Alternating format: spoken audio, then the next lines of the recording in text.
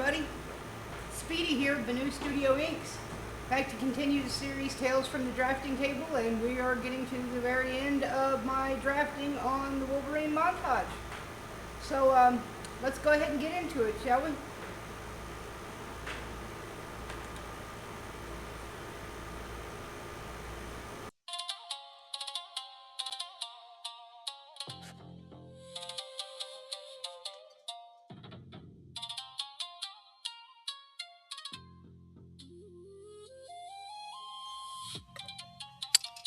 Got a lot more of the left side refined and cleaned up and ready to do color study on, which I'll begin at the end of this video.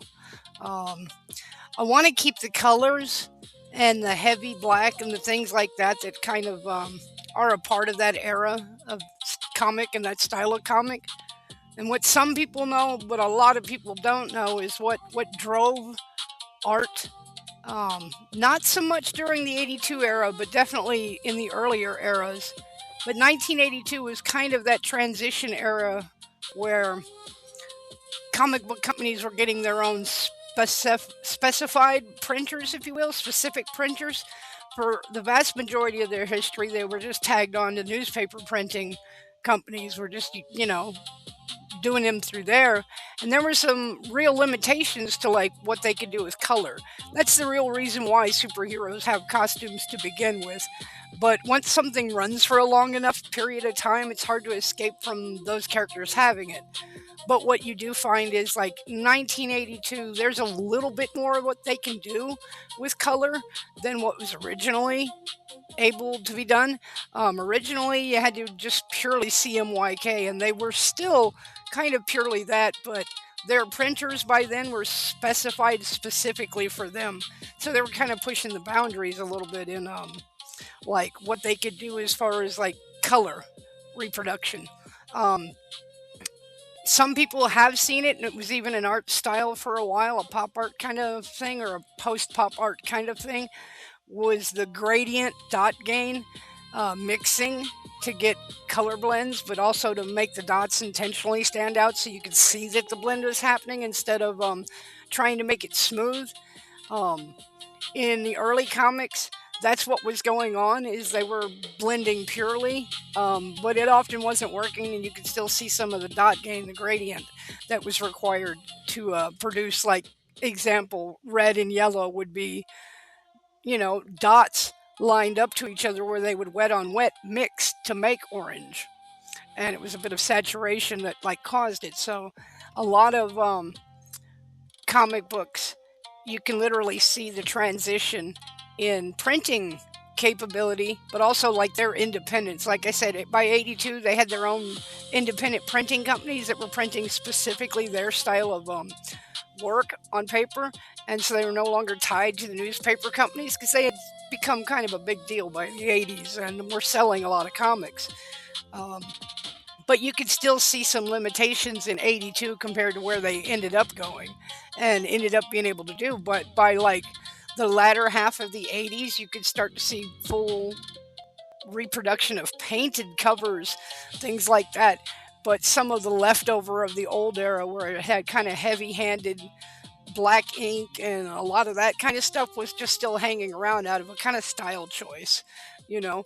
But by the 90s, you're starting to get things like Vertigo and more graphic novel and more fine art and watercolor and acrylic and those kind of approaches, because printing by then was amazing compared to what they were using. But back in 82, they were still definitely using a lot of the gradient and CMYK. They just had more range of the things they could have more printing colors, which reminds me of a funny story. See, one of the things I don't mention that often with Bennu Studio Inks is that one of my areas, and the reason why it's called Bennu Studio Inks, a lot of people think tattoos. Well, I can design them, obviously, but that's not my focus. If somebody wants one, I design one. But the reason ink is in the name is because of me being a printing expert.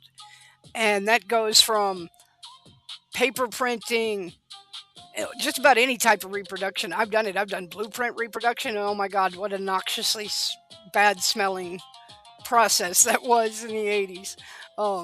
It's another one of those, it advanced with printing capability. Like once we started getting into desk jets and ink jets and those kind of things, we could run the gamut of colors, 256 plus, and so you could get more clean like refinements and stuff. But funny story about my printing journey to learn every style of printing I could, which included printing on t-shirts, missile blankets for the Air Force, you name it, like even printing electronics and printing coppers and things like that. Like I explored every facet of printing. I was obsessed with it. Ben Franklin was one of my heroes, so that kind of added to it. I did get to use one of those old Franklin letter presses. I know where there's a graveyard full of printing presses that cover our entire history of equipment. Um, Once you start getting into the inkjet and the desk jet, scavenging for those became pointless. You can't really do anything with them. But like your older drum printers and your older press printers and litho cut type of printers, you can still actually get those and, you know, restore them if you've got enough knowledge and put them to use so you can do old school techniques and so forth. Um, and that brings me to this funny story. When I was in Austin, on and off trying to go to school, it was a struggle, I'll admit that. And I ran my first little small printing thing out of my out of my house, and I didn't need it, but I just wanted it that bad. There was an old man for $500 who sold me a two-color AB Dick drum printer from the 50s. I couldn't turn it down. It's one thing to read about something and study about it in college and in junior college and stuff.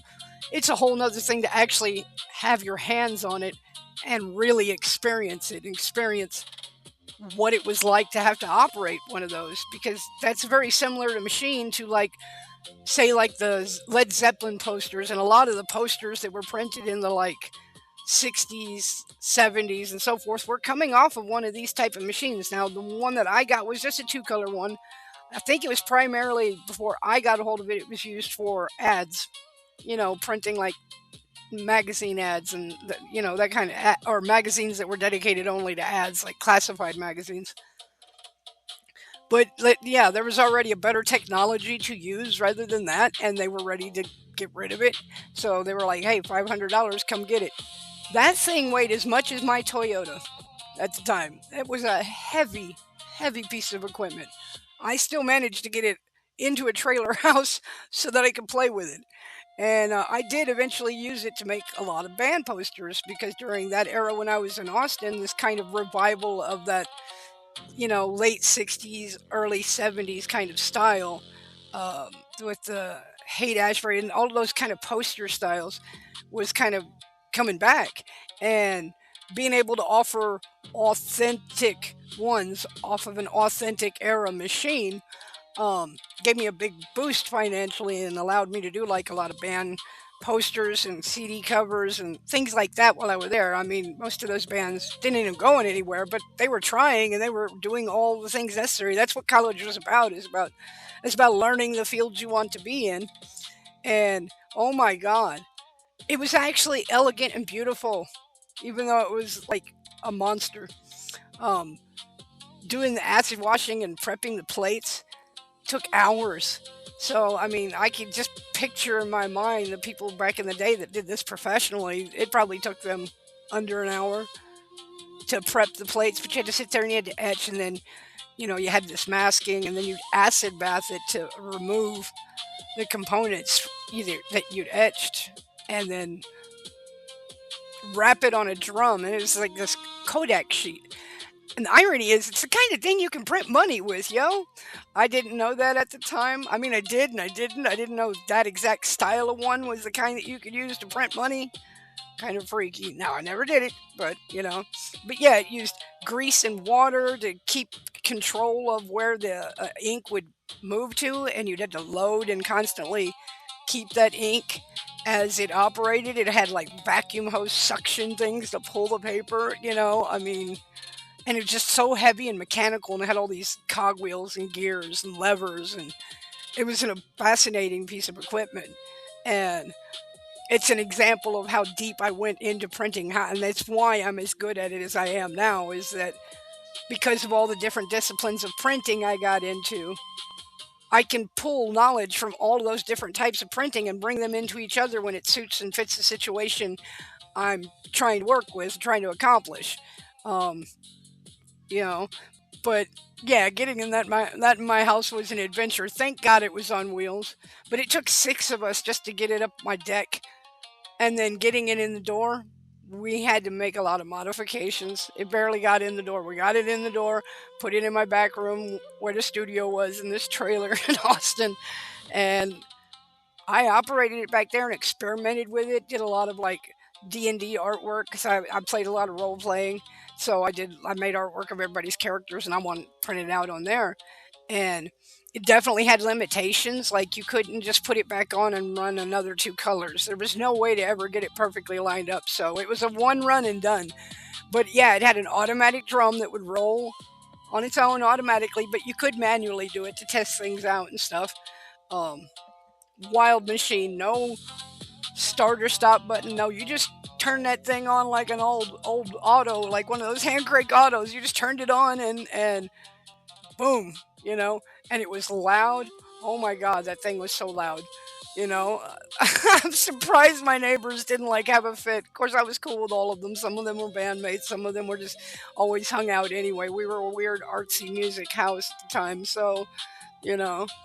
I just thought I'd share one of my stories about printing and why ink, Bennu Studio ink, is in the name. There is no color on this planet I can't match. You bring me a color, I can match it and then write you a formula for it. And any style of ink, any style of paint, and any style, I can do any of them. Um, it just became part of it. And an adventure for me was to perfectly match something a customer brought in. Because, yeah, on and off, I worked for other reproduction companies and printing companies because it was part of my journey to learn as much as I could before I embarked on having my own studio. So I would be in the best position to understand the reproduction process of my own artwork and be able to have a certain level of independence because I couldn't be tricked by anybody that I might be paying to do the printing. And I also kind of had it in my mind. I love printing that much that I was probably just going to print all my own stuff anyway, you know? And they advanced really amazingly, though. We got up to a point where, like, there was a place I was at that actually could print on canvas. So, texture printing, it was really awesome. Very complicated, surprisingly complicated, but an awesome experience. I don't know that I'll ever go that far. I'll probably just make traditional prints of any of my paintings or artwork. Um, but from photographs, I don't see myself doing anything with textured reproduction. If I do, I'll probably actually just go outsource that because I really don't see myself using that often. I just can't foresee it. But well, that was my kind of short story. Is about how I dragged an AB Dick twice my age into my trailer house so that I could do band posters and CD covers in that style of the time period. Oh my goodness. Alrighty.